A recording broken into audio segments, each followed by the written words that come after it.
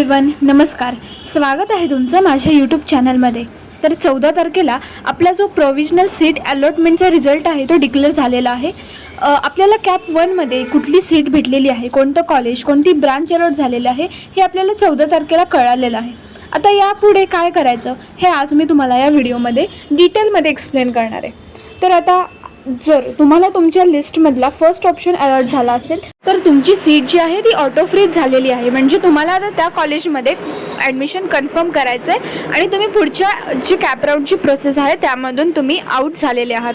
So तुम्हाला जर पहिल्या प्रेफरन्सचं कॉलेज भेटलं आहे तर तुम्हाला तिकडे जाऊन तुमची ॲडमिशन प्रोसेस जी आहे ती कन्फर्म करायची आहे. आता पुढे जर तुम्हाला पहिला प्रेफरन्स सोडून दुसरे कोणतेही प्रेफरन्सवरचे कॉलेजेस भेटले आहेत तर आता तुमच्याकडे दोन ऑप्शन्स आहेत. एक म्हणजे फ्रीज आणि दुसरा म्हणजे नॉट फ्रीज बेटरमेंट. आता ह्या दोन ऑप्शन्समध्ये फरक काय? तर आता समजा की तुम्हाला जे काही कॉलेज आता अलॉट झालेलं आहे कॅप 1मध्ये आणि तुम्ही त्याच्यामध्ये सॅटिस्फाईड असाल.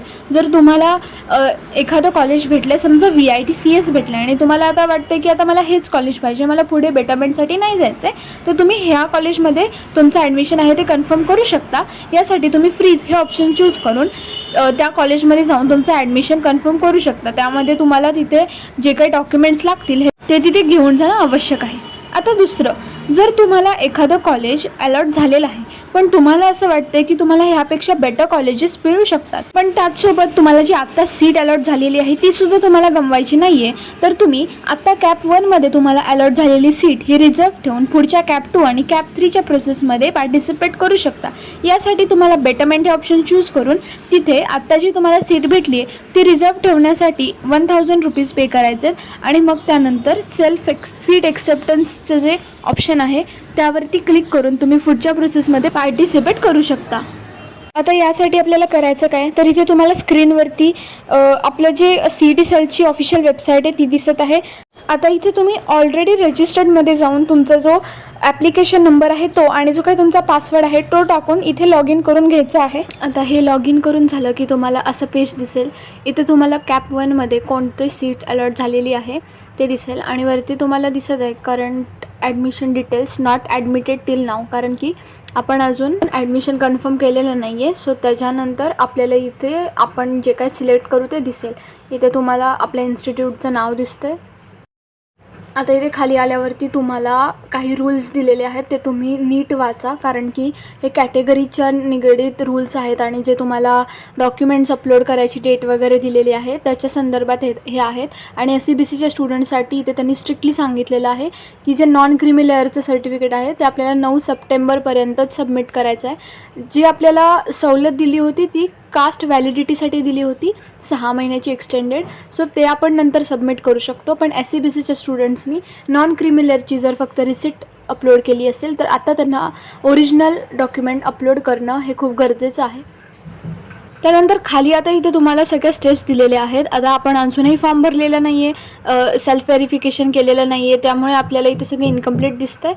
आपण जेव्हा करणार तेव्हा आपल्याला इथे सगळं कंप्लीट दिसेल. तर हे आपले 4 स्टेप्स आहेत आणि खाली पुन्हा त्यांनी काही इम्पॉर्टंट इन्स्ट्रक्शन्स दिले आहेत ते तुम्ही सगळ्यांनी केअरफुली रीड करा. जो आपला फॉर्म भरायचा आहे त्याच्या आधी तुम्ही हे नीट वाचा, सो दॅट तुम्हाला नंतर काही त्रास होणार नाही.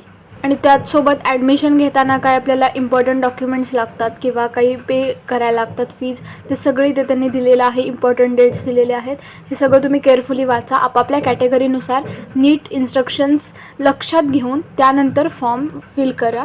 आता हे सगळे इन्स्ट्रक्शन्स वाचून झाल्यानंतर इथे तुम्हाला लेफ्ट साईडला एक सीट एक्सेप्टन्स मेनूमध्ये एक ऑप्शन दिसेल जिथे तुम्हाला चेक युअर अलॉटमेंट आणि गिव्ह सीट एक्सेप्टन्स स्टेटस हे ऑप्शन दिसतील. तर इथे तुम्हाला गिव्ह सीट एक्सेप्टन्स स्टेटस बघायचं आहे. त्याच्यावरती क्लिक करून आपल्याला पुढची स्क्रीन दिसेल. तरी पुढची स्क्रीन काही अशी असणार आहे. तुम्हाला इथे तुमचं अलॉटेड कॉलेजचं नाव, त्याचा जो कोर्स तुम्हाला म्हणजेच कोणती ब्रांच आहे, त्यानंतर तुमचं कॅटेगरी आणि जो काही कोऑर्डिनेटर आहे तुमच्या इन्स्टिट्यूटचं त्यांचं नाव, हे सगळी इन्फॉर्मेशन इथे दिलेली आहे. तर तुम्हाला इथे खाली प्रोसीड टू सीट एक्सेप्टन्स या ऑप्शनवरती क्लिक करायचं आहे. त्यानंतर तुम्हाला कॅन्डिडेट डिटेल्सचं एक पेज दिसेल. त्यामध्ये तुम्हाला जे काही इन्फॉर्मेशन दिलेली आहे ती सगळी करेक्टवरतीच क्लिक करायचं आहे. जर तुम्ही इनकरेक्टवरती क्लिक केलं तर तुमचं जी सीट आहे ती कॅन्सल होण्याची खूप शक्यता आहे.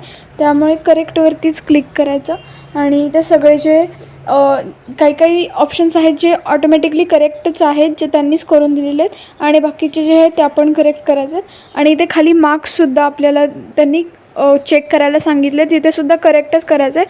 कारण इनकेस जर आता तुम्ही इनकरेक्ट केलं तर मग परत मेरिटमध्ये प्रॉब्लेम येणार आणि तुमची सीटसुद्धा जाऊ शकते. सो तुम्ही इथे पुन्हा सगळ्या करेक्टवरती क्लिक करायचं आहे.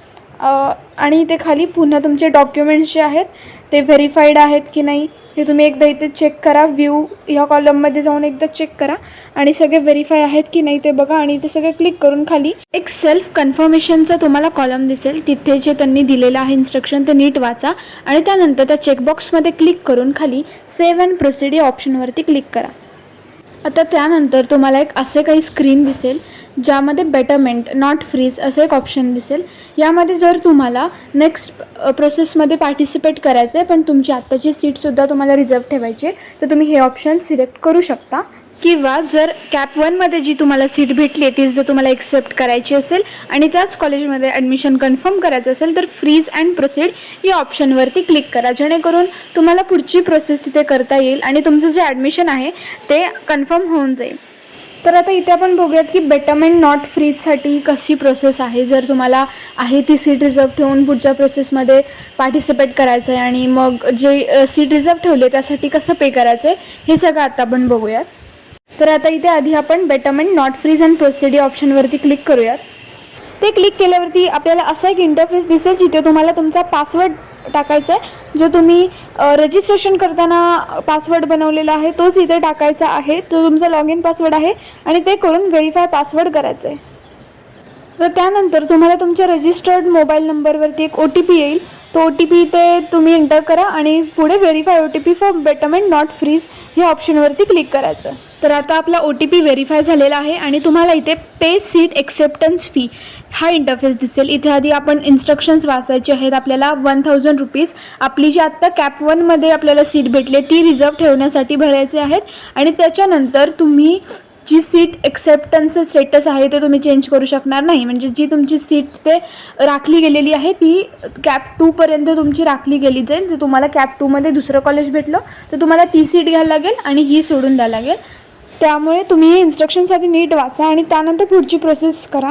सो आता इथे आपल्याला युअर सीट एक्सेप्टन्स स्टेटस दिसतं आहे, जे आपण बेटरमेंट नॉट फ्रीज हे एक्सेप्ट केलेलं आहे आणि आपली सीट अजूनही कन्फर्म झालेली नाही आहे कारण आपण अजून पे केलेलं नाही आहे. सो इथे आपण ऑनलाईन मोड सिलेक्ट करणार आहे आणि सेव्ह अँड प्रोसीडवरती क्लिक करायचं आहे. आता सेव्ह अँड प्रोसीडवरती क्लिक केल्यावरती आपल्याला ॲप्लिकेशन फी कार्ड येईल, म्हणजेच आपल्याला 1000 रुपीज भरायचं आहे. त्याचं आपल्याला तिथे सिलेक्ट करायचं आहे आणि प्रोसीड टू पेमेंट करायचं आहे. त्याआधी तुम्ही वरची नोट वाचा, ती आहे की following payment has not been done, select the admission for which you want to पे.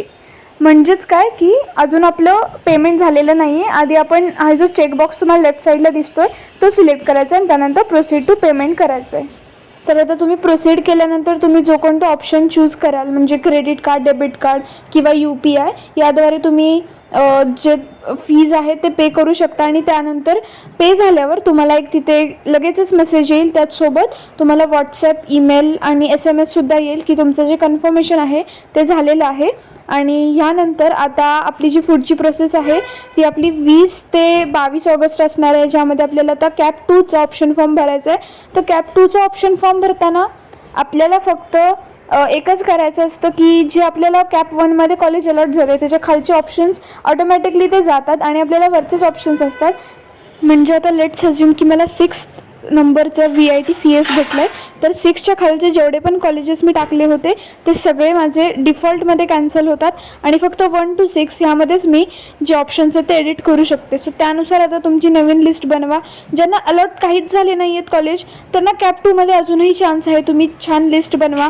मी कॉलेजची लिस्ट कशी बनवायची हा व्हिडिओ आधीच अपलोड केलेला आहे, तो तुम्ही पुन्हा एकदा बघा. जर तुम्हाला काही डाऊट असतील तो डिटेलमध्ये बघा, मी त्यात सगळे तुमचे डाऊट्स क्लिअर केलेले आहेत.